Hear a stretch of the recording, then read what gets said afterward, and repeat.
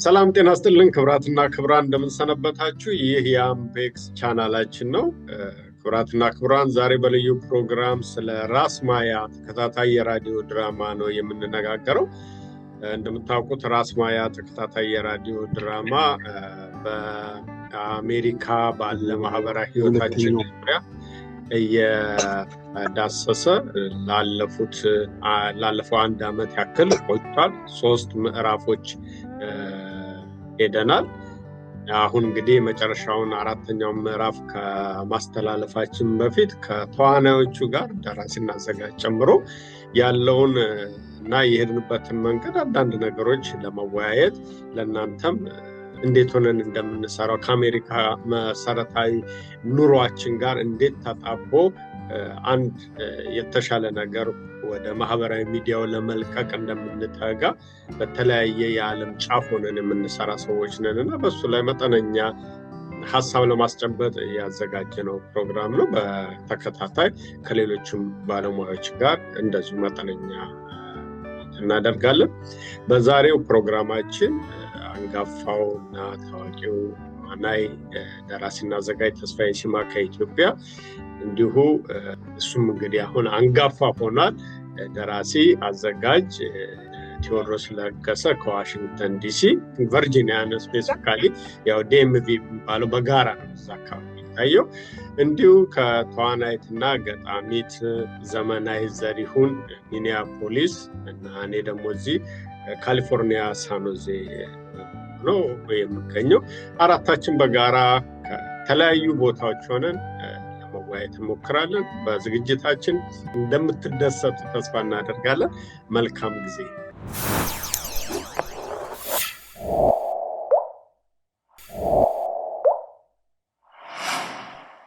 እንደምን ከረማችሁ? ተስፋዬ፣ ቴዲ፣ ዘመናዊ በያላችሁበት የምድር ጫፍ ሰላም። እንዴት ነው አበባየው? እንዴት ነህ አበባየው? እግዚአብሔር ይመስገን። ተስፋዬ እንግዲህ ኢትዮጵያ ነው ያለው።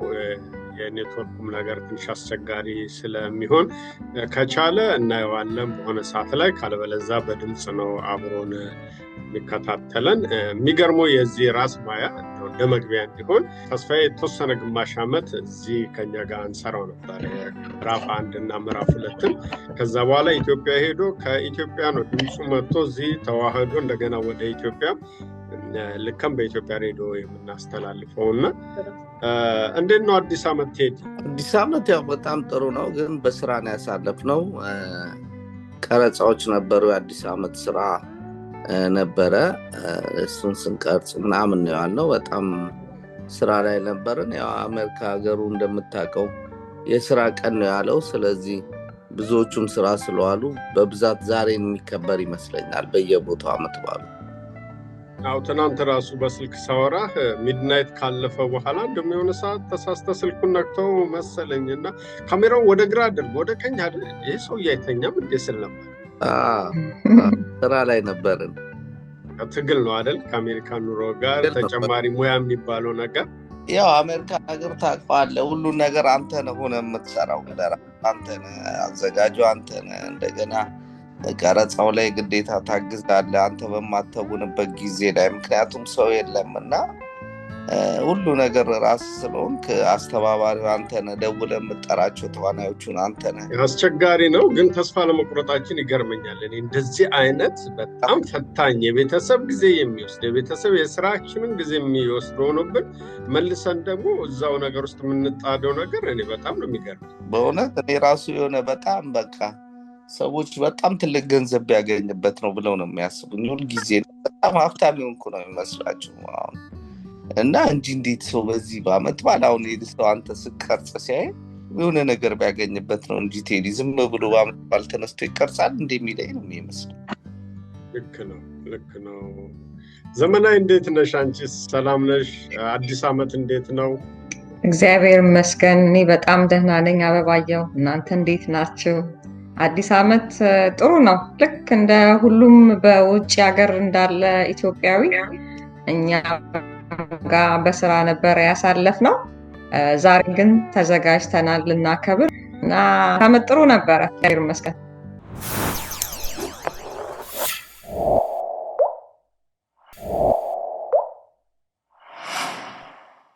ጋሽ ተስፋዬ እንዴት ነህ? ኢትዮጵያ መቼም አባይ ለዘመናት እኛ ተወልደን እዚህ ዕድሜያችን እስከምንደርስ ድረስ አባይ አባይ የአገር አድባር የአገር ሲሳይ ስንባል ሰምና ወርቁን ስንሰማ አባባሉን ስንሰማ ነው ያደግነው። የመንግስቱ ኃይለማርያም ዘመን ልጆች ብንሆንም ተወልደን ስናድግ በዛ መነሳሳት ሁልጊዜ ቁጭቱ ነበረና አሁን እንዴት ነው ሰው ላይ ያለው ስሜት? በእውነቱ እጅግ በጣም በዚህ ጊዜ እንኳን ለአዲሱ ዓመት ለ2018 በሰላም ማሸጋገረን መጪው ዘመን የፍቅር፣ የሰላም፣ የጤንነት፣ የጥበብ ዘመን ይሁንልን። እዚህ ዓመት በዓል በደማቅ ሁናቴ ነው የተከበረው። ትንሽ ዘንድሮ ለየት ያደረገ በየቲያትር ቤቶቹም እንደ ድሮ የኢቭ ምሽት ዝግጅት ነበረ፣ የውድድሮች ነበሩ እና በኪነ ጥበቡ ዘርፍ ሻል ያለ ነገር እየታየ ያለ ይመስላል።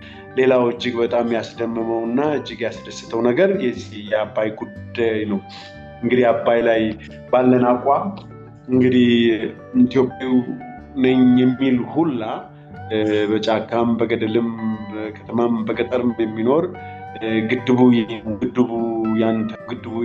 የኛ ነው ብሎ የሚል ሁሉ የሚኩራራበት የሚደሰትበት ለበርካታ ሺህ ዘመናት በእውነት እጅግ በጣም ኢትዮጵያ ይህንን ግድብ ለመገደብ ብዙ ጥረት አድርጋ በፋይናንስ እጥረት ብዙ መከራ ያየችበት ብዙ ስቃይ ያየችበት በተለይም በአንድ ወቅት በሴኩሪቲ ካውንስሉ በአንድ ወር ብቻ 7 ጊዜ የተዶለተባት 7 ጊዜ የተፈረደባት ነገር ግን ሰንሰለቱን በጥሳ የሄደች ታላቅ ሀገር ናት።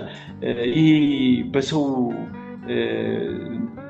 በሰው እጅ ብቻ ሳይሆን በሰው ብርታት ሳይሆን በእግዚአብሔርም ኃይል በረከት የተገኘበት የህዝቡም ጸሎት የህዝቡም ገንዘብ በውጭም ያለው ዲያስፖራው በሀገር ውስጥም ያለ ህዝብ እናትን መቀነት ፈታ የሰራችበት ለልጅ ልጆቻችን የሚሆን ትልቅ ሀብት የተገኘበት የወደፊቷ ኢትዮጵያ የልጅ ልጆቻችን በእውነቱ ጠንክረው የሚኖሩባትና ታላቂቷን ኢትዮጵያ መሰረት የጣለ ድንቅ ነገር ነው። ምክንያቱም በርካታ ሰዎች ሞተውበታል፣ በርካታ ሰዎች አልፈውበታል።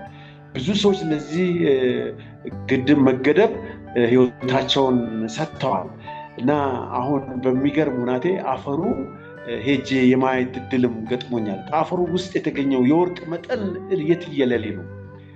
የሃይቁ እንትን አሁን የጣናን 2 እና 3 የሚያክል ነው እና አሳዎች የሚርመሰመሱበት ነው። ለአፍሪካ የሚሆን የመብራት ኃይል አለው። በዚህ ላይ ደግሞ ክሪፕቶ ከረንሲ ይሄንን የአዲሱን ዘመን ከረንሲ ገንዘብ ለማቃጠል በርካታ ኤሌክትሪክ የተገኘበት ነው። ከዚያ ባሻገር መስኖ ተሰርቶ አትክልትና ፍራፍሬ አዝዕርት በቅለውበት ኢትዮጵያችን ህዝቧ ጠግቦ የሚያድርበት የአውሮፓን ገበያ የሚያጥለቀልቅበትና ኢትዮጵያ ረሃብ ናት። ረሃብ ኢትዮጵያ የሚለውን ከመዝገባ ቃል ውስጥ ልንፍቅ የምንችልበት በጣም ተስፋ የሚታይበት ድንቅ ነገር ሆኖ ነው ያገኘሁት እና እኔም በጣም ነው የተደሰትኩት። ህዝቡም ደስታውን በመግለጽ ላይ ይገኛል ለማለት ፈልጌ ነው። በጣም አመሰግናለሁ ተስፋዬ። ልክ ነው፣ ትልቅ ነገር ነው። አባይ በጣም የብዙ ዘመን ህልም ነው። ብዙ ሀገራችንን መከራዋን የበላችበት ነው። በየምክንያቱ በውክልና ጦርነትም ለረጅም ዘመን ብዙ ጣጣ ያየንበት ስለሆነ አሁን እንደዚህ የሆነ ጥግ መያዙ የሚያስደስት ነው። አባይ በራችን ላይ በጣም መገደቡ እጅግ በጣም ለኢትዮጵያዊ ካዲዋ ተናነሰ ድል ነው የሚመስለኝ ለኔ። ምክንያቱም ሁላችንም ከድህነት የምንወጣበት አንዱ መንገድ በራሳችን የምናደርጋቸውና የምንሰራቸው ነገሮች ናቸው እንጂ በተውሶ የምንወጣው ነገር አይደለም። አሁን የኢትዮጵያ ህዝብ ቁጥሩ እየጨመረ ነው።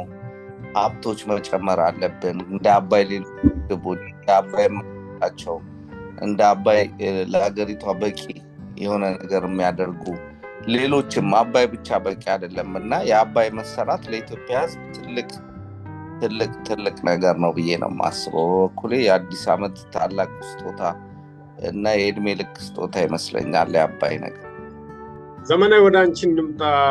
እንዴት ነው በአዲስ ዓመት የአባይ ግድብ የፈጠረብሽ ስሜት? አዲስ ዓመት በጣም ጥሩ ነው። ጥሩ ተስፋ፣ አዲስ ነገር ያለ ይመስላል።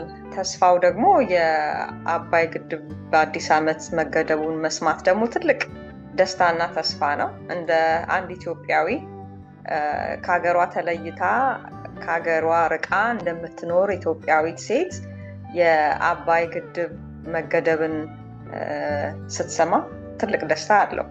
አንደኛ ለሀገሩ የሚያመጣውን ተስፋ ትልቅ አይደለም በኃይል በኢኮኖሚክ በጸጥታው በሰላሙ በሁሉም ነገር ያለውን ተስፋ ያመለክታል እና ለኔ የአባይ ግድብ በአዲስ ዓመት መገደብ ማለት ትልቅ ተስፋ ነው። በቃ በተስፋ ብዬ ልለፈው እና ትልቅ ነገር ነው። ደስ ብሎኛል። ወይ ትጽፊያለሽ እና ብዙ ጊዜ እንደዚህ ስሜትን የሚነኩ ክስተቶች ሲፈጠሩ በዛ ላይ ደግሞ የሆነች ነገር ብሎ ማለፍ የሚያስደስትሽ ስታወሪ ሰምቻለሁ እና የሆነች ነገር አልጫርሽም፣ ለመጫር አላሰብሽም። ምን አይነት ስሜት ነው? በጠቅላላው እንዴት ነሽ ያለሽው አርቶ አካባቢ? ልክ ነው እንዳልከው፣ ብዙ ጊዜ የምጽፈው በስሜት ነው። አንዳንድ ነገር ሲያስደስተኝ ሲያሳዝነኝ ወይንም ሁሉም እንደ ሆቢ እጽፋለሁ። አዎ፣ ግን ደግሞ በዚህ አሁን ባለው ስሜት ገና ስሜቴን እያጣጣምኩ ነው። ሚዲያዎችን እየተከታተልኩ የሰውን ስሜት እያየው እንደ ሀገር እንደ ዜጋ ምንድነው ሰው የሚሰማው? ምንድነው ድሉ? ውጤቱስ ምንድነው? የሚያመጣው ፊውቸር ምንድነው የሚለውን እነሱን እያየሁ ነው እና እያብላለሁ። እንግዲህ አይቀርም ምጽፍ ይመስለኛል። አሁን ላይ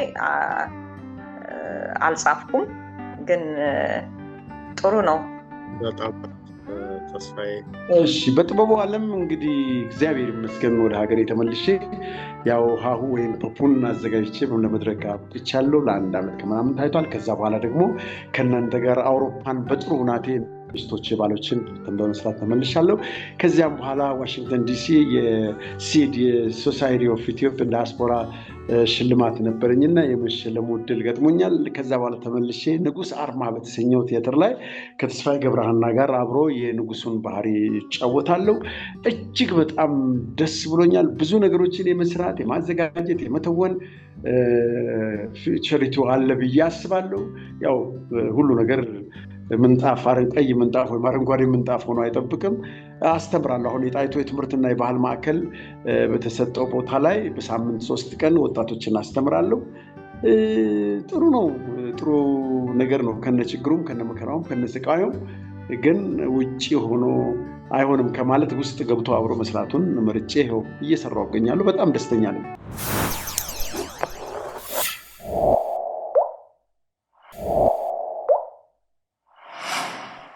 ዛሬ ወደ ተገናኘንበት ጉዳይ እንለፍ።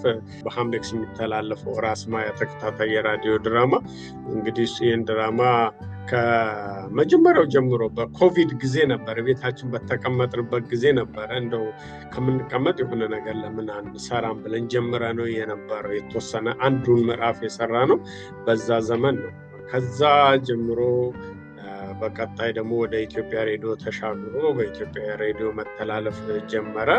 አሁን 3ኛ ምዕራፍ ላይ ደርሰን አንድ ምዕራፍ ይቀረናል፣ አቁመናል። ራስ ማያ ተከታታይ የራዲዮ ድራማ ያው ዋናው የተነሳበት ነገር በውጭ ዓለም በተለይም ደግሞ እዚህ በሰሜን አሜሪካ በሚገኝ ማህበረሰባችን ዙሪያ ያለውን ህይወቱን ተሞክሮ ልምዱን ነው እየሰራን ያለ ነውና እንዴት ነበር ያንቺ ልምድ? ከዚህ በፊት ነበርሽ ተከታታይ ራዲዮ ድራማ ላይ ተሳትፈሻል? የመጀመሪያሽ ነው?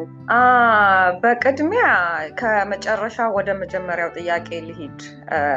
እውነት ለመናገር ተከታታይ ድራማ ላይ ተሳትፌ አላቅም። ይሄ የመጀመሪያ ነው።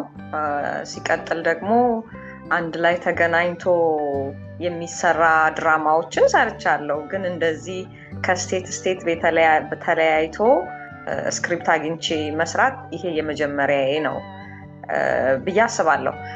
ሌላው በቅድሚያ አንተን ላመሰግን ወዳለው ይሄን ሀሳብ አምጥተህ መስራት ይቻላል ብለህ እያንዳንዳችን ላይ ተማምነህ የምለው ችሎታቸውን አይደለም ራሴን አንስቼ ችሎታ ሳይሆን ከስራ ከቤተሰብ ካለብን ኃላፊነት አንፃር ይችላሉ ብለህ አምነህ ይህንን ስራ እንድንሰራ ስለጋበዝከንና እንዲሰራም ደግሞ ስላደረግ ከልብ አመሰግናለሁ። ሲቀጥል ደግሞ እያንዳንዱን አብሬያቸው የሰራኋቸው ሰዎች እያንዳንዳቸውን አመሰግናለሁ። አብሬያቸው ያልሰራኋቸውን ድምጻቸውን የምሰማው ሁልጊዜ እንደምነግርህ እያከበርኳቸው እያመሰገንኳቸው የሚሄዳቸው ሰዎች አሉ። ኢቭን ጽሁፉ ይሄንን እንደዚህ ማለትህ ነው እንዴ? ይሄኛው እኮ እንደዚህ አይነት ታሪክ አለው፣ ይሄን ማቀው ታሪክ ነው ምናምን እያልኩኝ እያብላለሁ የሄድኩት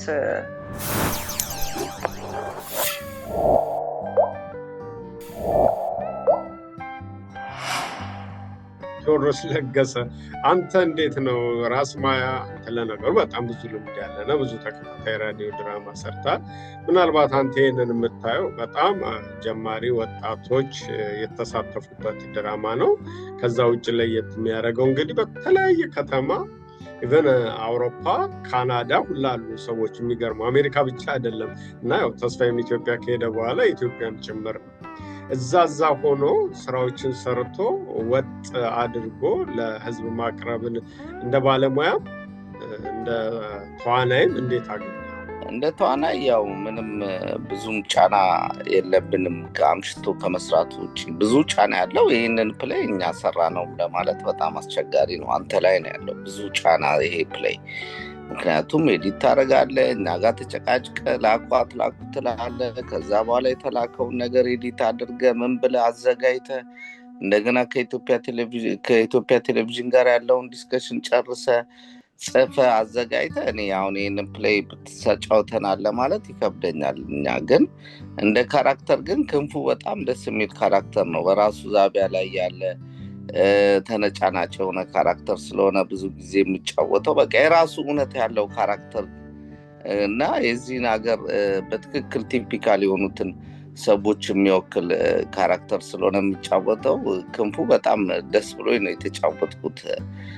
የሬዲዮ ድራማ ግን ያው ካለን ጊዜ አንጻር ማለት ጊዜው እንኳን ቢኖርም ለአንተ የምንመች ሆነን አሁን ለምሳሌ በላክልን ጊዜ ሰርተን ምን ብለን የምንልክልህ አይደለንም። ግን ያንን በትዕግስት ተከታታይ ለአንድ አመት ኦልሞስት ሊሆነን ነው እና አንድ አመት ያንን ታግሰ ሰርተ ምን ብለህ በህይወታችን ላይ እንደገና ከአሜሪካ የሬዲዮ ድራማ ሰርተው ላኩ የሚል ታሪክ ውስጥ መግባታችን ቀላል አይደለም። ምክንያቱም እኛ ታሪክ ነው የምንጽፈው። የፈለገ ቢሆን ወደፊት የሚወራ ነገር ነው፣ የማይወራ ይመስለናል እንጂ ከአሜሪካ አሁን የመጀመሪያ የሬዲዮ ድራማ ነው ለአንድ አመት የታየ።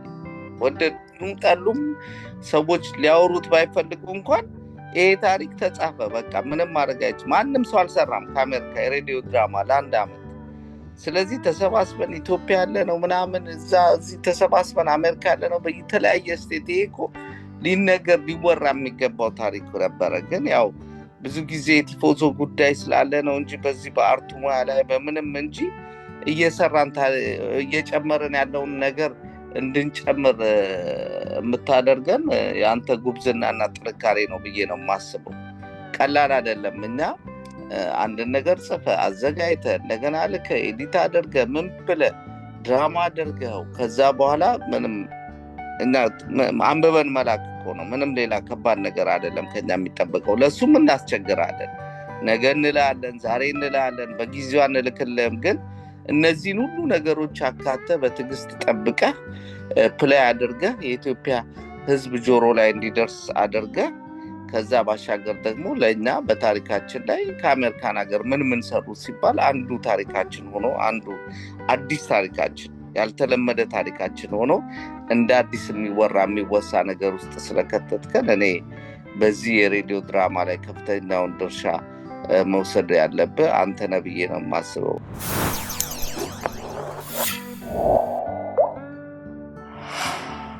እሺ ተስፋዬ ወደ አንተ እንምጣ። ስለ ራስ ማያ ነው ያው እየተነጋገረን ያለ ነው። ራስ ማያ ተከታታይ የራዲዮ ድራማ በኢትዮጵያ ሬዲዮ እየተላለፈ ነው። እዚህ ደግሞ በዩቲዩብ ቻናላችን ላይ እንጭነዋለን። አሁን አራተኛው ምዕራፍ ለመጀመር በዝግጅት ላይ ነን ያለ ነው በዩቲዩብ ላይ ለመጫንና እንዴት ነበር ራስ ማያ ከመጀመሪያው ጀምሮ አንተ ከኮቪድ ጊዜ ጀምሮ ከሌሎች ልጆችም ጋር ስንሰራው ጀምሮ ነበርክና ራስ ማያ ራዲዮ ድራማን በአሜሪካ የኑሮ ሁኔታ መስራት እንዴት አድርገህ ነው የምታስበው? እንዴት አድርገህ? በጣም ጥሩ። እንግዲህ ራስ ማያ የሬዲዮ ድራማ እጅግ በጣም ድንቅ የሆነ ዲያስፖራው ህይወት ላይ ያተኮረ በማህበራዊ ግንኙነቱ በፖለቲካዊ በሶሻል ሂደቱ ላይ ያተኮረ የእያንዳንዱን ሰው የዕለት ኑሮና ስራ ምን እንደሚመስል የሚያሳይ ፍቅሩን፣ ጥላቻውን፣ ቅናቱን፣ ያስተዳደጉን ሁናቴ እንዲሁም ደግሞ የደረሰበትን የሰው ልጅ ማንነት የሚገልጽ የሬዲዮ ድራማ ነው። እና ከመጀመሪያው ያው በኮቪድ ወቅት ነው የተጀመረው እና አንተ አሰባስበን ይህን ነገር ስንጀምር በጣም የሚገርም ነበር። ያው ያኔም የተለያዩ ተዋናያን በተለያዩ ስቴቶች ነበርና የሚገኙት እኔም ጨምሮ ያው ከአንተ ጋር ከካሊፎርኒያ ሆነው ግን ባልተለመደ ሁናቴ ልዩ አይነት ኤክስፐሪመንት ያደረግንበት ነው። በቲያትሩም ወቅት በመድረክ ቲያትርም አብረን ለረጅም ጊዜ በመቆየታችን ያው በስልክ ተነጋግረን በስልክ አጥንተን ከዛ ተገናኝተን ልክ አብሮ ብዙ መድረክ ላይ እንደተለማመደ እንደ ፕሮፌሽናል ስለሆነንም እንደዚያው በተለያዩ መድረኮች እናቀርብ ነበርና አሁን የሬዲዮ ድራማውም እንደዚሁ እጅግ በጣም አስቸጋሪ ነው። ለኤዲቲንግ ለመቅረጽ በጣም ከባድ ነው። ነገር ግን ያንን አቀናጅተን ሰራን። ከዛ በኋላ ደግሞ እኔ ወደ ኢትዮጵያ መጣሁ። ከኢትዮጵያ ማስተላለፍም በጣም ከባድ ነው። ምክንያቱም ኮምፒውተር መኖር አለበት ወይም ደግሞ ሌላ ስልክ ከዛ ላይ እየታየ ነው የሚቀዳው። ሌላ አብሮ የሚያጫውቱ ገጸ ባህሪያት አብሮ ስለሌሉ ያም ከባድ ነው። ስሜቱን መረዳት አስቸጋሪ ነው። ሆኖም ግን ጥሩ ነው።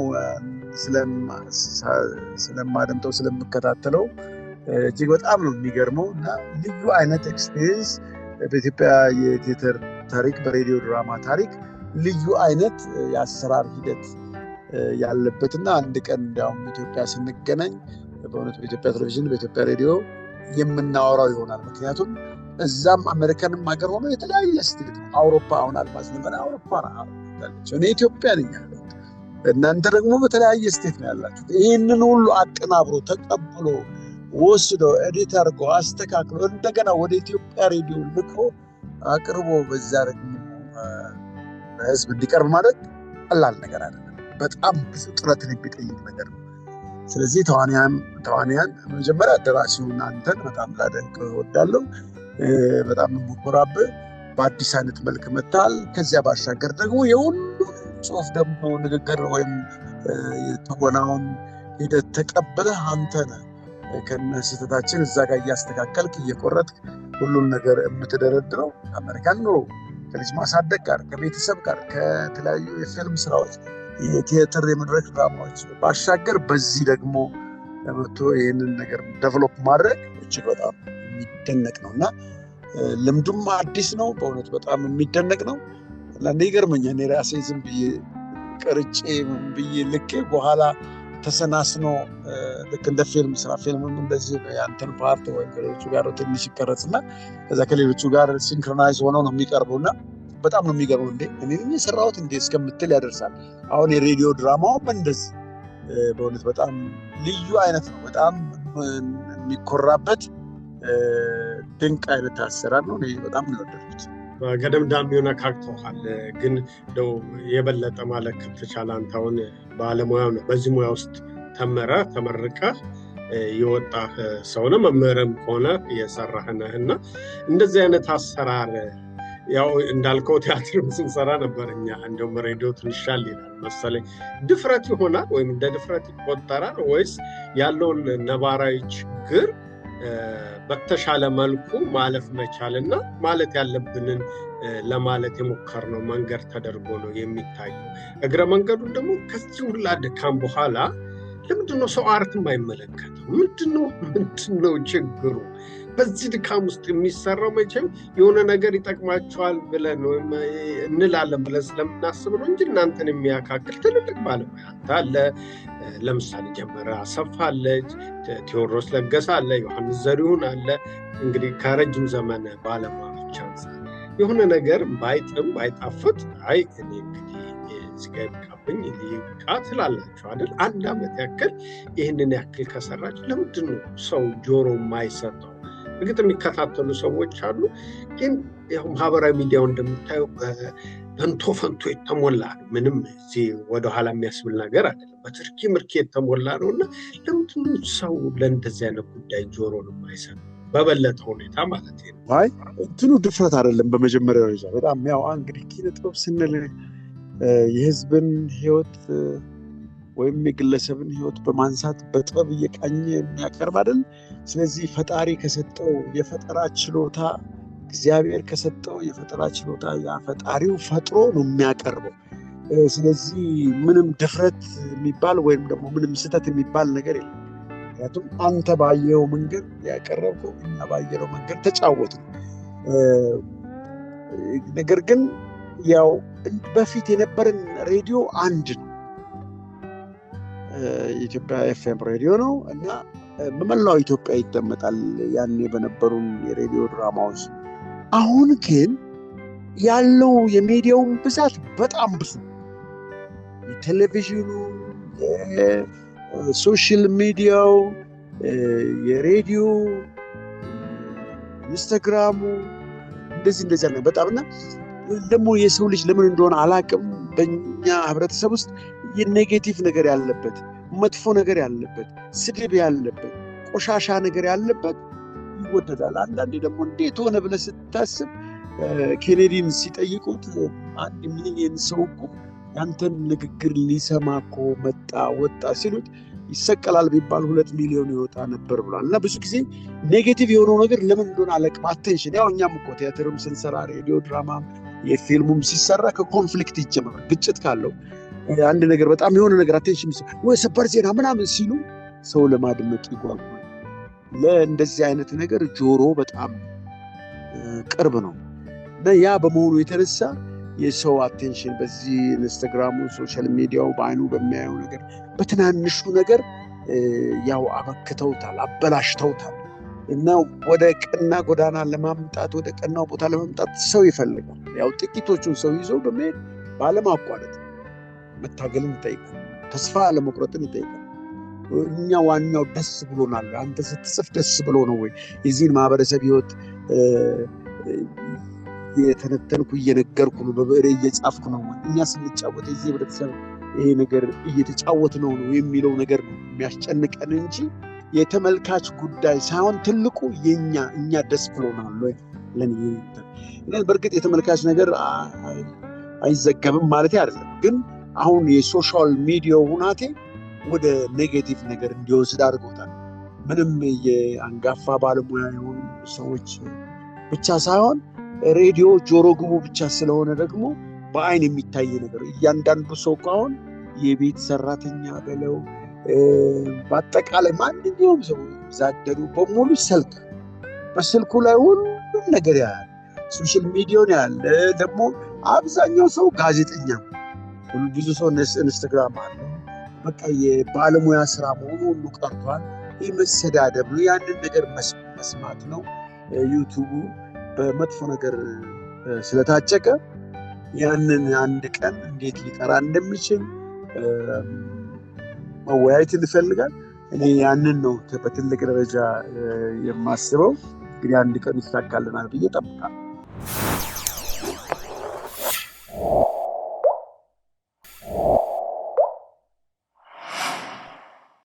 እሺ ዘመነ፣ ወደ አንቺ ልመለስ። እስኪ ስለ ህይወት እናወራ ከአንቺ ጋር። ህይወት እንዴት ነበረች? አንቺ የምትሰራት ገጸ ባህሪ ነበረች እና ህይወትን እንዴት አገኘሻት? ህይወትን እውነት ለመናገር ደስ ብላኝ ያገኘኋት ገጸ ባህሪ ናት። የክንፉ ሚስት ስለሆነች አይደለም። ክንፉ በጣም የሚያስቅ ሰው ነው። እውነት ለመናገር እንደዚህማ የሚስቅ ከሆነ እልሃለሁ ሁሌ አይደለም። መጀመሪያ ላይ ትንሽ የሚያስቸግር ነገር ነበራቸው፣ ግን ወድጃት አንዳንድ ጊዜ የኔንም የአክቹዋል የላይፍ ስታይል ወይንም የማውቃቸውን ሰዎች ትናገርልኛለች፣ ትሆንልኛለች፣ አያታለሁ። እንዲሁ ከድራማው ውጭ እንዲያውም ሳወራ ይሄ እኮ ነገር እኛም ጋር እንደዚህ ነበረ እልሃለሁ። እና እሷ የምትናገራቸው የምትሆናቸው ሁኔታዎች የማውቃቸው የለመድኳቸው በዚሁ በመኖርበት አካባቢ የሚታይ ገጸ ባህሪ ነውና ወዳታለሁ። በዛ ላይ ደግሞ ከአባቷና ከእናቷ ጋር ያላትን ሪሌሽን ሳይ ያላትን ሪስፔክት በአሜሪካ የምትኖር አሜሪካ የሆነች ግን ደግሞ ኢትዮጵያዊነቷን ያለቀቀች ባህሪ ናትና እሷን ሳይ እኔን ታስታውሰኛለች። እንደዛ አይነት ሰው ነኝ ብዬ ስለማስብ ከጓደኞቿ ጋር ያላት ፍቅር ከባሏ ጋር ያላት ግንኙነትና አንዳንድ ጊዜ የሱን ፓዝ እየተከተለች የምትሆነውን ሁኔታ ሳይ she's typical ኢትዮጵያዊ እና I don't know ወይ የምታቃት ደራሲው የሚያቃት ሰው አለች ወይንም ኢትዮጵያዊ ይሄ ነው ማለት ነው ብዬ አስባለሁ። እና በጣም እምወዳት ስል ሆኛት ስሰራ እኔን እያስታወሰችኝ የምሰራት ገጸ ባህሪ ናት። አዎ ለነገሩ እኔ እንደ ባለሙያ እንደ አብሮ እንደሚሰራም ሰው በቀን እንደሚያዳምጠው ስራችሁን በጣም ነው መወዳት። ህይወትን ጥሩ ነው የምትሰሪያት አንቺም የድምጽሽ ህይወት። በነገራችን ላይ በጣም ከብዙ ሰዎች ይመጣልኛል መልእክት አንቺ ደርስሻል ማናት ህይወት በጣም ድምጿ አሪፍ ነው ይላሉ። እንግዲህ ለሬዲዮ ድምጽሽ በጣም ቆንጆ ተስማሚ ነው። አስተያየት ታገኛለሽ እንደዚህ አይነት በስራሽ ላይ? ምክንያቱም በጣም ጥሩ ናት፣ የዋህ ናት፣ ሀምብል ናት። ሞገደኛ ነው ባሏ ክንፉ። በተለይ እንዳልሽ በመጀመሪያው ሰሞን አካባቢ ግን ውስጡን ተረድታለታለች። የክንፉ ኃይለኝነት ኃይለኛ ለመሆን አስቦበት የሚሆነው አይደል፣ የመጣበት የመከራው ውጤት ነው፣ የተንከራተተበት ውጤት ነውና አሁንም እሷን ከመውደዱ እንደ ድመት በጥርሱ ይዞ ከመውደዱ የተነሳ የሆነ ጊዜ ሊገላት ነበር፣ ሊያስጥሉኝ ነው ሊወስዱብኝ ነው ብሎ ይፈራ ስለነበረ ነው ጨመቃትና አሳመማት። ግን ቢሆንም ታግሳ ችለው ነበር። እና እንዴት ነው ይመጣልሻል አስተያየት? ቢመጣ መጀመሪያ ከቴዲ መምጣት ነበረበት መሰለኝ፣ እስካሁን አልመጣም። ግን እሰማለሁ። የሚገርምህ መጀመሪያ 1-2 ጊዜ ለማቃቸው ሰዎች ነበረ ሼር ያደረኩትና እንደዚህ ነው ድምጽሽ ምናምን ያሉኝ ሰዎች ነበሩ። አምን ሂር ኤንድ ዜር እሰማለሁ። ግን ደግሞ የበለጠ ሙያው ላይ እና ስራው ላይ ደግሞ ቢሆን ቴዲ ነበር ሊነግረኝ የሚገባው። እስካሁን አላለኝም። እስቲ እሰማለሁ ለሚቀጥለው ስራችን።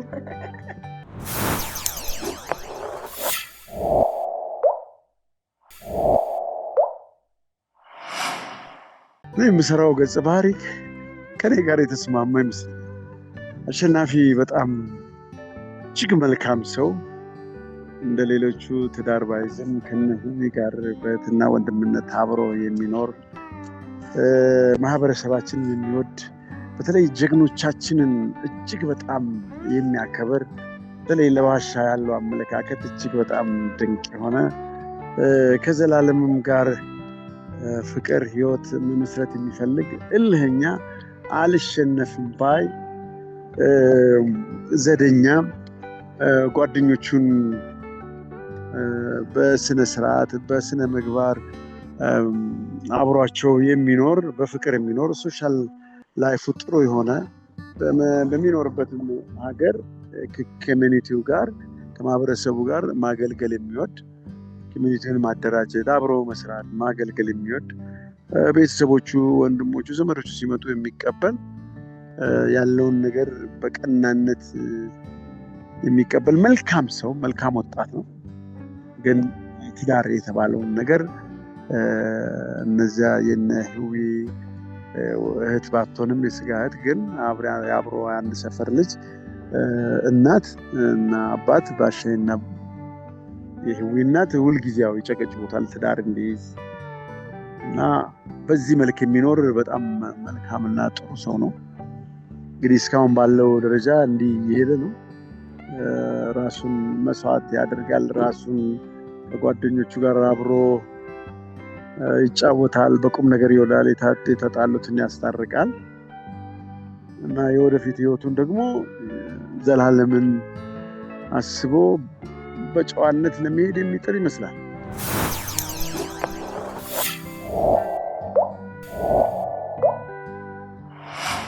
ለምንድን ነው ግን እኔ አሁን አንተን ራሱ እንደ ምሳሌ ማንሳት ይችላል። የሶስት ውብ ሴት ልጆች አባት ነው። እዚህ ሀገር አብዛኛው ሰው እንደሚማረረው መደበኛ ስራውን እየሰራ ኑሮ አልሞላልኝ አለ ነው የሚለው። አሁን ቤተሰብህን መርተህ ለልጆች የሚያስፈልገውን ነገር አድርገህ ይሄ ምንም ትርፍ የሌለበትን ጥበብ ስትታገል ነው የምትታየው። አምሽቶ መስራት፣ መጨቃጨቅ ደግሞ ከምንም የበለጠ ከሰዎች ጋር አንዳንዴ ለመጣላለም ከሰው ጋር ተዋወቃለሁ የሚያስብል ይሆናል። መጀመሪያ ወይ መስራት ፈልጋለሁ ደስ ይለኛል ብሎ የመጣው ሰው በኋላ ላይ አጥረግርጎ ሁላ ሊሄድ ይችላል እና ለምንድን ነው ማንተው? ለምንድን ነው ቀላል 22-23 ዓመት ሞላን በሰው ሀገር እና ለምንድን ነው ይሄን አርት ማንተው? ጥቅም አናገኝበትም። 5 ሳንቲም የሚወጣው ነገር የለም። አሁን ይሄ ሬዲዮ ድራማ ለ1 ዓመት ተሰራ። በእርግጠኝነት ኢትዮጵያ የሚሰሩ ሰዎች ብዙ ነገር ሊያገኙበት ይችላሉ። ዝም ብሎ የሚሰራ ነገር አይደለም፣ ምክንያቱም መኖሪያቸው ስለሆነ። እኛ ግን በፍቅርና በነፃ ነው የምንሰራው። ለምንድን ማንተው? አንድም እምልህ አሁን ሚድሉ ላይ ያለነው ሰዎች ሙያውን ስንረከበው ከትላልቆቹ የገንዘብ ጉዳይ አልነበረም። ያን ጊዜ ተረከብነው የዲሲፕሊን የፍቅር የመውደድ ጉዳይ ነው። አሁን ዛሬ በምትመለከተው ነገርና በእኛ መካከል ያለው ልዩነት አሁን የዛሬዎቹ ልጆች ሙያውን ከገንዘብ ጋር አዋህደውት ይኖራሉ። ሴቶቹም በሚፈልጉት መንገድ ገንዘብ ያገኙበታል። ወንዶቹም ገንዘብ ተከፍሏቸው ጥሩ በቂ ክፍያ ተከፍሏቸው ነው ፊልም ምንም የሚሰሩት ማለት ይቻላል ዛሬ።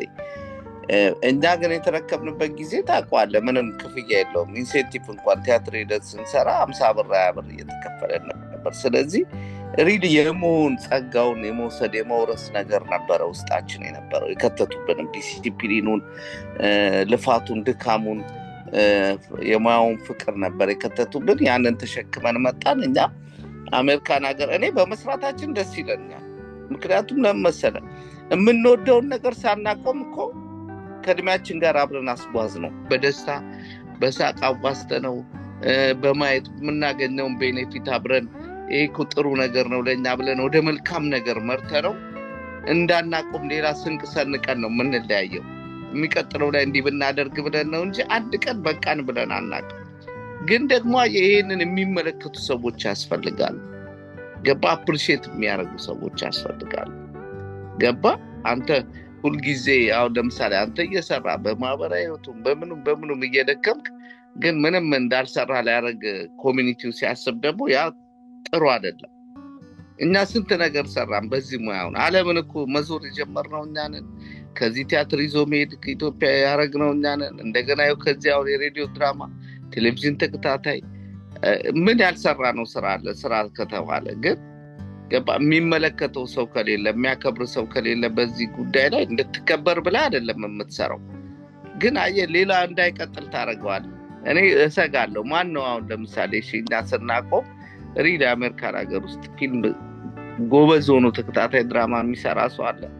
ጎበዝ ሆኖ ድራማ እየሰራ ፉል ሌንግዝ ፕሌይ እየጻፈ ከስቴት ቱ ስቴት እየሄደ ፕሮግራም እየዘረጋ የሚሰራ ሰው ይሄንን የሚረከብ ሰው አለ? መጥቷል አሜሪካን ሀገር? የለም። አርቱን ደግሞ ካላስከው ጥበቡን ካላስከው ልክ እንደ ሃይማኖቱ ካላበረታታው የፈለገ ነገር ሃይማኖትን እያየነው ነው እኮ ሃይማኖት አባቶች የት እንደሚደርሱ ምናምን እያየ ሲምቦል የሚሆኑ ሰዎች ዛሬ ምን እየሆኑ እንደሆነ እያየን ነው። በኪነ ጥበብ ደግሞ ልጆቻችንን ታሪካችንን ካላወረስን ካላገዝናቸው አርቱ እንዲታይ ካላረግን ይሄ አብሮ የመኖር እሴታችን እየፈረሰ እየወደቀ ያለ ነገር ነውና አርቱ እንዲቀጥል የሚደረግበት አፕሪሺዬሽንም ይሁን ምንም ይሁን እንዴት አብረን እንስራ እንዴት አብረን እናደርግ የሚለው የሚያግዘን ክፍል ሃይማኖቱ ብቻ ያድናል ብለው የሚያስቡ ከሆነ ጥሩ ነው። ግን አርቱ ነው የዛኑ ያለ ሃይማኖቱ ያለ ጉልበት አለው ብዬ ነው የማስበው። ቁርሲያኛው ለመንፈሳችን ነው ለነፍሳችን ነው፣ ይሄኛው ደግሞ ለስጋችንም ለእድገታችንም ለማህበራዊ እሴታችንም በጣም አስፈላጊና ኢምፖርታንት ነገር ነው እና ይሄ ነው እንጂ አንዳንድ ጊዜ ሞራሌን የሚነካው ወድጄው ፈቅጄ የማደርገው ነገር እንደውም እንኳንም ይሄንን ሰራው እንኳንም አላቆም እንኳንም በዚህ ውስጥ ህይወት ያለፈ እምልበት ደረጃ ደርሳለሁ። አንዳንድ ጊዜ ሙያውን ከመውደድ የተነሳ መረዳት የለም ብለን ማሰብ እንችል ይሆን? መረዳት ስለ ለአርቱ ያለው የማህበረሰቡ ስሜት እንደው ለጊዜ ምናምን ሊል ይችላል። ግን ስራዬ ብሎ አርት ጥበብ ቲያትር በተለይ የማህበረሰብ የጀርባ አጥንት ነው የሚባለውን እውነት ይረዱታል ወይ መረዳት አለ ወይ ማለትና ሰፖርት ሊያደርጉት ይቻላል ወይ ነው ወይስ ቲክቶክ የ5 ደቂቃው የ1 ደቂቃው ስድድብ ይሻላል?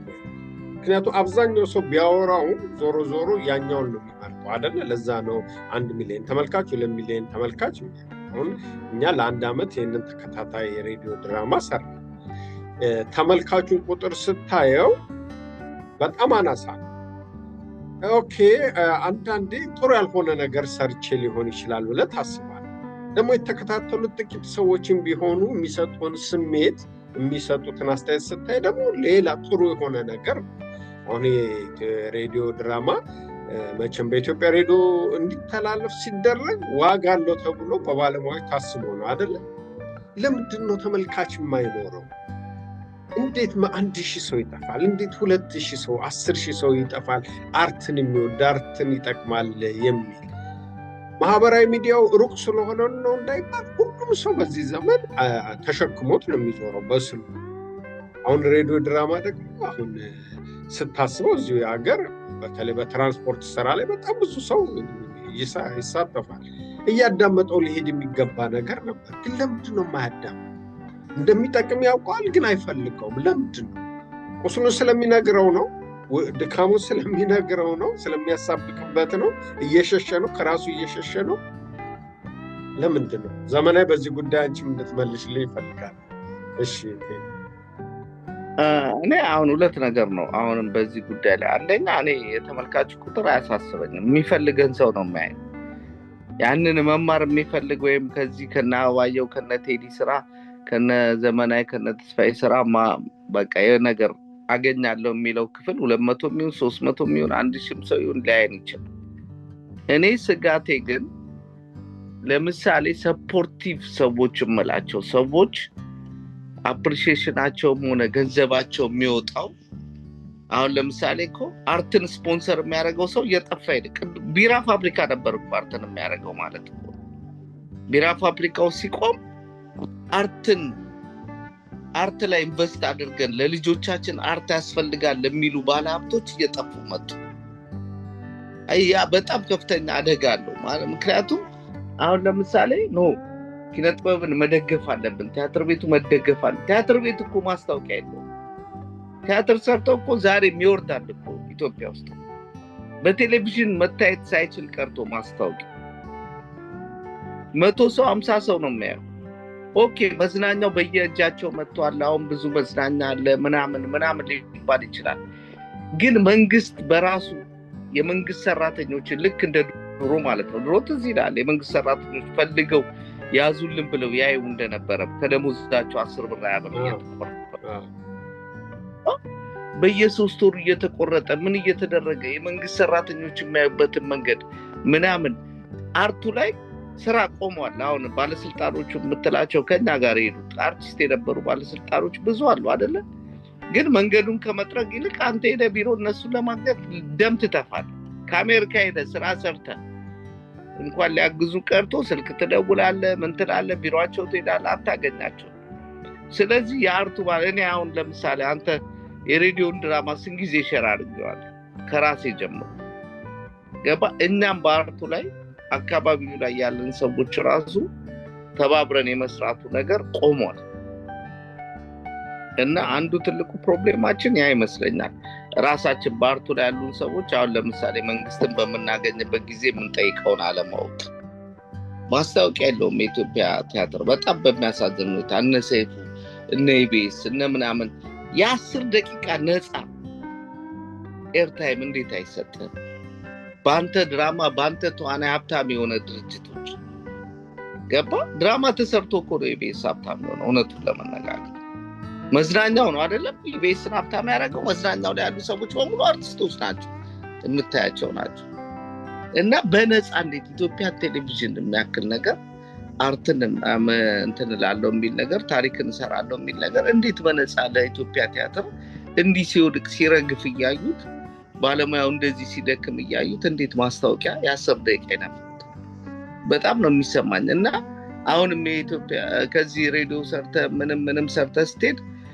አንተ ሄደ ተጨቃጭቀ ምን ብለህ ነው እንጂ እንደዚህ ልጆች ታይማቸውን ሰውተው ምን ብለው አርቱ እንዳይቆም ከአሜሪካን ሀገር ተሩ ተብሎ እንዴት ተከብረህ ራሱ አባየው የምትፈልገው ነገር አለ ምን እናግዝ ምናምን የለም ስለዚህ ሁሉ ጊዜ ዲስከሬጂንግ ነውና ያ ነው ስጋቴ እኔ እንደውም ተመልካቹማ ምንም ምርጫው ነው ምንም ታረጋችልም ከቲክቶክ ልታወርደው አችልም ቲክቶክ ላይ ያለው ግን የትኛው ነው እና እንዴት አፈጻጸሙም ይመስለኛል እኔ የዛሬ አመት ኢትዮጵያ ሬዲዮ ድራማውን ለመጀመር የሄድኩ ጊዜ የነበሩ ኃላፊዎች የተቀበሉ መንፈስ በጣም የሚገርም በጣም ደስ የሚል የሚያበረታታ ቤት ነው የተባለው በሂደት ግን ስራው ሲሰራ በስራው አስፈጻሚዎች ውስጥ ያለው መሰናክልና አድካሚነት ተስፋ ያስቆርጣል በቃ እሱ ነው ፍቃድን ብታገኝ እንድትሰራ የሚያበረታታ ኃላፊም ቢኖር ያው የመከታተሉ ነገር ስለሌለ ጭምር ሊሆን ይችላል በጣም በቃ መከራን ትበላና ለመኖር አይደል ይሄን የምሰራው ብለህ ተስፋ እንድትቆርጥበት ያደርጋል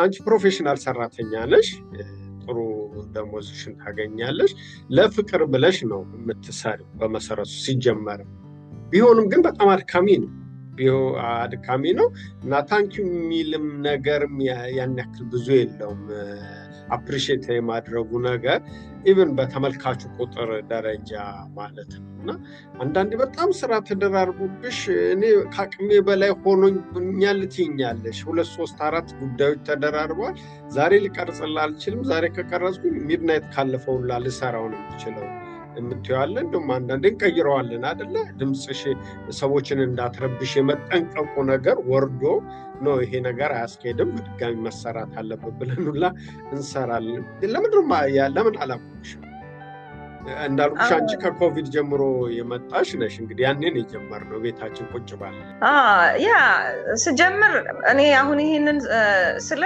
I really appreciate you for your patience and energy ታግሰህ የምታደርጋቸውን በሙሉ ቅድም ቴዲ ሲለው ነበረ በጣም ይገርመኛል ታግሰህን አይ ነው ለሊትም ምንም የምንቀርጽበት ጊዜ ነበረ ከዚህ ልጀምረው ስጀምር ላይክ ሬዲዮ እንዴት ነው ድሮ የምናውቀው ሬዲዮ እንዴት ነው ትዝ ይልሃል እሑድ እኮ ኦል ፋሚሊ ተሰብስቦ አባትህ እናትህ ተሰብስቦ የሚሰሙት አንድ ብቸኛ ጣቢያ ያለን ሰዎች ነበርን ላይክ ከቤተ ክርስቲያን መልስ እሑድ ሬዲዮ መስማት ነው የምንወደው ከዛ ደግሞ ጥያቄና መልስ የኛ ቤተሰብ ጥያቄና መልስ በመመለስ አንደኛ ነው ስማችንን አሁን በጠቅስ ውዲ እንትንና ሬዲዮ በመመለስ አንደኞች ነበርን ሬዲዮ ላይ ነው እንትናችን የነበረው አሁን ምንድነው ዘመኑ እኮ ተቀየረ የእይታ ዘመን ነው ቪው ነው ኢንስቴድ ሬዲዮ ከማዳመጥ ኢትዮጵያ ሄጄ ያየሁት ነገር ምንድነው ቻናል ከፍተው የቲቪ ቻናል ከፍቶ ቲቪውን ማየት ነው የሚቀላቸው ኢንስቴድ ኦፍ ሬዲዮ ከማዳመጥ እዚህም ሁሉም እጁ ላይ ነው ስልኩ ሁሉም አክሰስ አለው ግን ቪው ገለጥ እያደረገ የሚያየውን ነው እንጂ የሚያዳምጠውን ኢንጆይ አያደርግም። ከዛ ሁሉ ስራ ሼር ሲደረግ እንኳን የሚያየው የራስህ ሰው፣ የራስህ ቤተሰብ፣ የራስህ ወዳጅ፣ አንተ የምታጋራቸው ሰዎች ናቸው እንጂ የሚያዩት እነሱ አጋርተውት ሄዶ አታየው።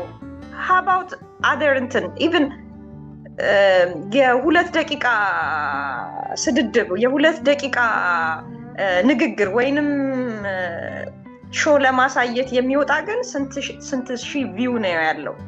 ያ የቪው ዘመን ስለሆነ ይመስለኛል፣ የእይታ ዘመን ነውና ኮሜርሻል እንኳን ቴዲ ኮሜንሽን አደረገው። ኤክስፒሪየንስ ያላቸው ስንት አርቲስቶች አሁን በማይሰሩበት ሌቭል ላይ ነው ያሉት።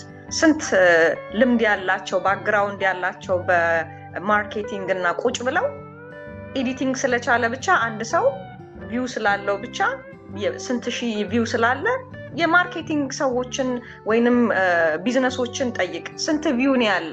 ቪው ካለ ኮሜርሻል ለመስራት ብር ከፍለው ያሰሩሃል። ገባህ? እና ቢካዝ ባክግራውንድ ስላለ ኤክስፒሪየንስ ስላለ አይደለም፣ just because ቪው ስላለ። ሶ አሁን በዚህ መልኩ ይሄ የዘመኑ እንትን ስለሆነ እይታው ወደዛ ሄዷል። when it comes to ስራው አንድ ሰውም አየው 2 ሰውም አየው የኢንተረስት ጉዳይ ነው አይደለ? ለኔ it doesn't matter. I'm glad that ከሚያውቁ ከሚያስተምሩኝ ከሚያሻሽሉኝ ሰዎች ጋር ነው እየሰራሁ ያለሁት።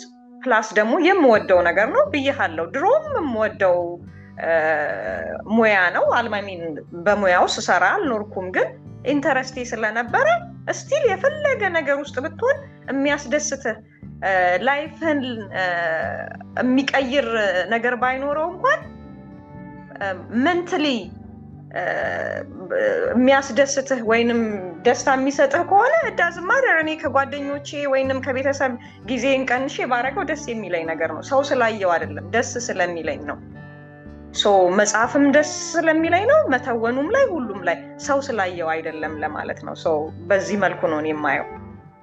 በዚህ ስሜት ነው ፍጻሜውን ምዕራፍ 4ንም የምንሰራው ብዬ አስባለሁ። እኔ የሚገድበኝ ነገር አይደለም፣ ቢታይ ደስ ይለኛል። እንዳልኩ ነው እነዛ ጥቃቅን ነገሮች ወይንም አልባሌ የስድብ ወይንም የማይሆን የሃይማኖት ፉክቻ ውስጥ ሰው ገብቶ እየተዘዋወረና ሚሊየንስ ሲታይ፣ እንደዚህ አይነት ደግሞ ስለ ባህል ስለ ቤተሰብ እዛ ሰው እንዴት ነው የሚኖረው፣ እስቲ ነከሌ ያችም ወዳት ዘመዴ እንዴት ነው የምትኖረው የሚለውን የሚተርክ ስራ አለመስማት፣ ይሄ አለማወቅ ይመስለኛል። ደግሞ በቃ እስክትነካ ድረስ ነው ያኔ ሲገባ ዋይ ለምንድን ነው ታይሚን እዚህ ላይ የማጠፋው ትላለህ። ደግሞ ይሄ ብዙም የሚጠይቅም ነገር አይደለም።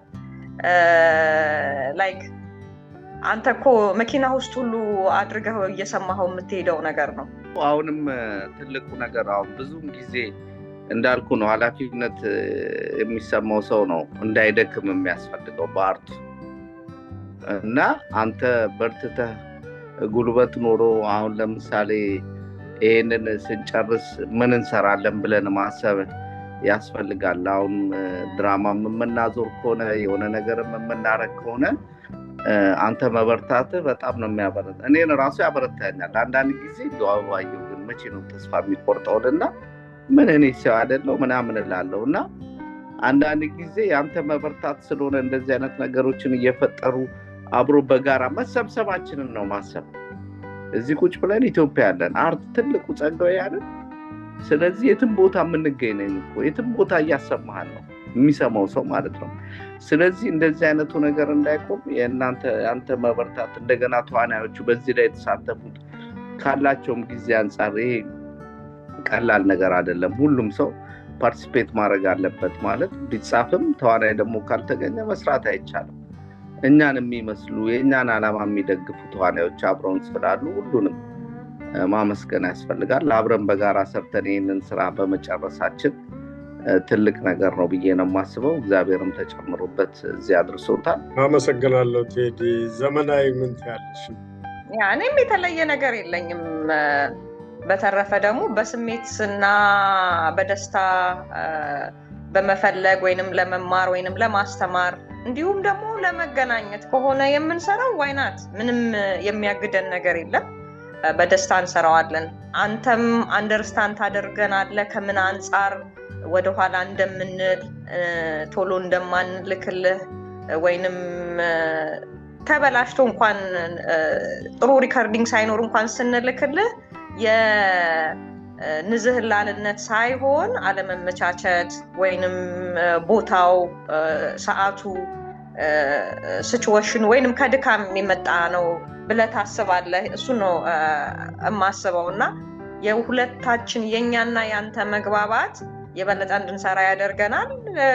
እንዳልኩ ነው የሆነ ነገር ቢገኝበት ጥሩ ነበረ የበለጠ እንድንሰራ ያደርገናል። ደግሞ በድካምና በልፋትም ደግሞ የተሰራ ነገር ያኔ እንኳን እንደዚህ አድርጌ የለ እንዴ ብለህ እንድታድግና የበለጠ ደግሞ ችግሮችን ደስታዎችን ማደግን ወይንም የተበላሹ ነገሮችን ወይንም ደግሞ ከዚህ ይበጃል ብለን የምንላቸውን ነገሮች እየሰራን አድማጫችንና ተመልካቾቻችን የኛው ሀገር ዜጎች አይደሉ እነሱ እንዲማሩ እንዲለወጡ ወይንም ደግሞ መረጃ እንዲኖራቸው በዚህ በአርቱ እናስተላልፋለን ማለት ነው። ስለዚህ እኔ በበኩሌ በግሌ ደስ ብሎኝ ነው የምሰራው።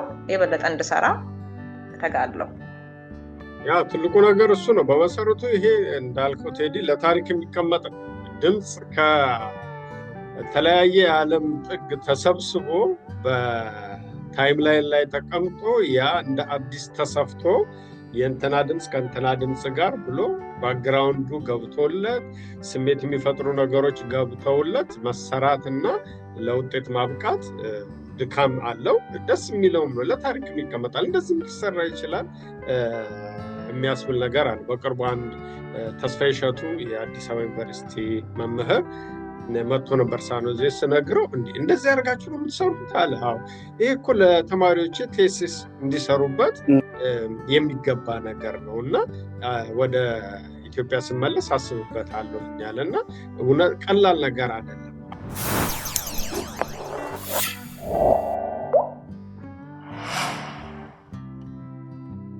እስቲ ለተመልካቾቻችን አሁንም እንዲመለከቱ ሼር እንዲያደርጉ ኮመንት እንዲጽፉ ኮመንት መጻፍ ራሱ ትልቅ ነገር ነው፣ ወጪ የለባቸውም እና ላይክ እንዲያደርጉ በእናንተ ድምጽ ንገሯቸው።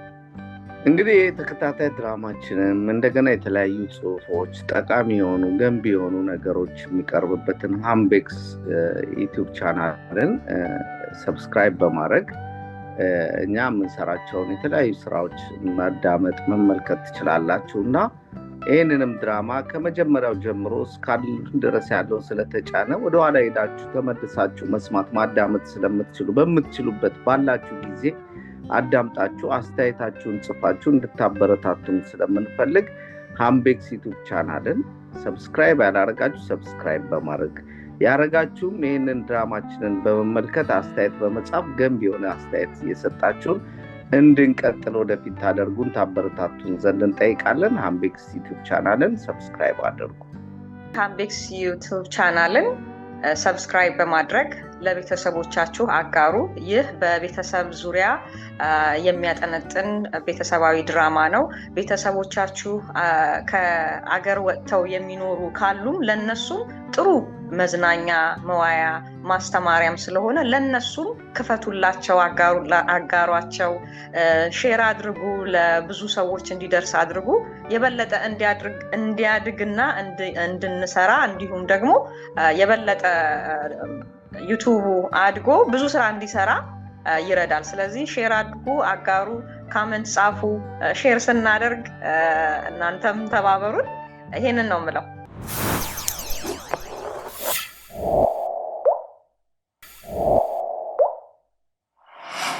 ተስፋዬ ሲማ የቲያትር ባለሙያ እንዲሁም መምህር ፈር የቀደድከን ደስ የሚለው ያው አብዛኛው ባለሙያ ደግሞ የቲያትርን ጥበብ በአገር ቤትም በውጭ እስካሁን ድረስ ተሸክሞ የቆየ ነው። እንግዲህ እንደውም ቅድም መጀመሪያ ላይ ስታወራውን ማስተማር ጀምሬያለሁ በጣይቱ ማዕከል ብላል። እንግዲህ አዳዲስ ወጣቶች መፍራት ከጀመሩ ተስፋ የሚሰጥ ነው እንጂ እነዛ የዛ ዘመን 1984 85 86 ወይም 83 አካባቢ ተማሪዎችህ በቀጣይ ህይወት ዝም ብሎ ሊኖሩ አይችሉም እና እሱም ነገር የሚያሳስብ ነው። ወደፊት እንዴት ነው ኢትዮጵያ ቲያትር ሁኔታ እንደዚህ አንጀት ውስጥ ገብቶ ይገባኛል ብሎ መስራት አለብኝ ብሎ ከኑሮ ጋር ተጋፍቶ የሚሰራው በአብዛኛው በአንተ ኮርሶች ጊዜ ተሳተፍ የነበሩ ናቸውና ለዛም ስራ ምግባር ተግባርህ እናመሰግናለን። እንደው ከመለያየታችን ውጪ ምክንያቱም አሁንም እጅግ አስቸጋሪ በሆነ ኔትወርክ ውስጥ እየተቆራረጥ ሀገር ቤት ጨለማ ውስጥ ቆመህ እንደምታወራኝ አውቃለሁኝ። ለሃምቤክስ ተከታታዮቻችን ምዕራፍ 4 በቀጣይነት ስለሚመጣ እንደው የምትላቸው ነገር ካለ ሼር ሰብስክራይብ እንዲያደርጉ በአንተ በባለሙያው አፍ ቢነገራቸው እንዴት ትላቸዋለህ? እንግዲህ ይሄ የራሳቸውን ህይወት እንዲያዩበት እንዲማሩበት ከስተታቸው እንዲስተካከሉ አለም ደግሞ አልተሳሳቱ እንደሆነ ሌላውን ሰው ህይወት እንዲያዩ አዳዲስ ሰዎችም ከዚህ ሁኔታ እንዲማሩበት ጥሩ የልምድ ልውውጥ የሚያገኙበት በመሆኑ ይዝናኑበታል፣ ይስቁበታል፣ ይማሩበታል እና ያሳለፍነውን የህይወት ዘመን ስለሆነ በጥበብ እየቃኘን የምናቀርበው። ስለዚህ የሃምቤክስ በእውነት ዩቲዩብ ተከታታዮች በተቻላችሁ መጠን ሰብስክራይብ እንድታደርጉ፣ ሼር እንድታደርጉ፣ ለሌሎችም ሰዎች እንድትሰጡ ይህንን ነገር እንድታዩበትና ወደ ፊልምም ደረጃ እንድናሸጋግረው ተከታታይ ፊልምም እንድናደርገው ስለምንችል በዚህ መልኩ የሬዲዮ ድራማው ደግሞ ምን ይመስላል የሚለውን ነገር ምናልባት ደግሞ በአይን የሚሳሉ ነገሮች ሲጨምሩበት ምን ሊሆን እንደሚችል ማሰብ እጅግ በጣም ጥሩ ነው እና ይህንን ድንቅ የሆነ የሬዲዮ ድራማ በአዲስ መልክ የቀረበውን እንድትመለከቱ፣ እንድታዩ፣ እንድታደምጡ በአይን ህሊናችሁ እንድታዩ፣ በጆሮአችሁ እንድታደምጡ፣ ለሌሎች ሰዎችም ፕሪስክራይብ እንድታደርጉ፣ ላይክ እንድታደርጉ በጥበብ ስም እንጠይቃለን። በተለያዩ ስቴቶች ያላችሁ፣ በአውሮፓ የምትኖሩ፣ በኤዥያ የምትኖሩ፣ በአሜሪካን ያላችሁ፣ በኢትዮጵያም የምትኖሩ በስልኮቻችሁ የምታደምጡ ሁሉ ይህንን ራስ ማያ የተሰኘውን በሃምቤክስ የሚዲያ የሚቀርበውን ነገር እንድትከታተሉ፣ ተከታተላችሁ ማስተያየት እንድትሰጡ፣ ከዚያም ደግሞ ሰብስክራይብ እንድታደርጉ በትህትና እንጠይቃለን። ለሰጠኝ እድል ሁሉ እጅግ በጣም አመሰግናለሁ። አበባዬ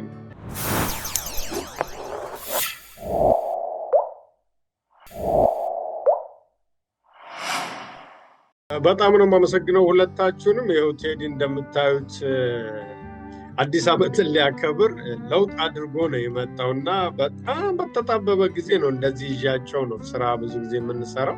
ዘመናዊ እንግዶች ኦልሬዲ በር ላይ ቆሞ እያንኳኩ ነው። በጣም እጅግ ይቅርታ እንጠይቃለን ለሁለታችሁም ስለ ጊዜያችሁ። በዚህ አጋጣሚ ግን እኔና ቴዲ የምናስበዋለን ምናልባት ለዘመናዊ አዲስ ነገርም ሊሆን ይችላል። ይሄ የራስ ማያ ተከታታይ የራዲዮ ድራማ እንዳለቀ ያበቃው ስክሪፕት ስለሆነ የበቃለት ተሰርቶ ታይቶ የበቃ ስለሆነ መልሰን በካሜራ ለመቅረጽ እያቀርንበት ነው፣ እያሰብንበት ነው። ለካሜራ እንደሚመች አድርገን እንደው አንዳንድ ባለሀብቶችም አብራችሁ ብትሰሩ ብታበረታቱን፣ እኛም ከታሪክ አንድ አካል እንሁን፣ ቢያንስ እንደዚህ ልንረዳችሁ እንችላለን ብትሉ የበለጠ ታበረቱናላችሁ። በቀጣዩ ጊዜያት ደግሞ የመጨረሻው ምዕራፍ 4 ራስ ማያ ተከታታይ የራዲዮ ድራማ ወደ እናንተ ይደርሳል። ተስፋዬ ሲማ፣ ቴዎድሮስ ለገሰ፣ ዘመናዊ ዘሪሁን ሁላችሁንም አመሰግናለሁ። እንዲሁም ይህን ድራማ በውጭም በተለያዩ የዓለም ጫፍ ሆናችሁ የምትሰሩት እንዲሁም በኤዲቲንግ የምትረዳኝ አምባው ባየህን ጨምሮ ሁላችሁንም እጅግ በጣም አመሰግናለሁ። መልካም አዲስ ዓመት። ለአባያችንም እንኳን ደስ አለን፣ እንኳን ደስ አላችሁ።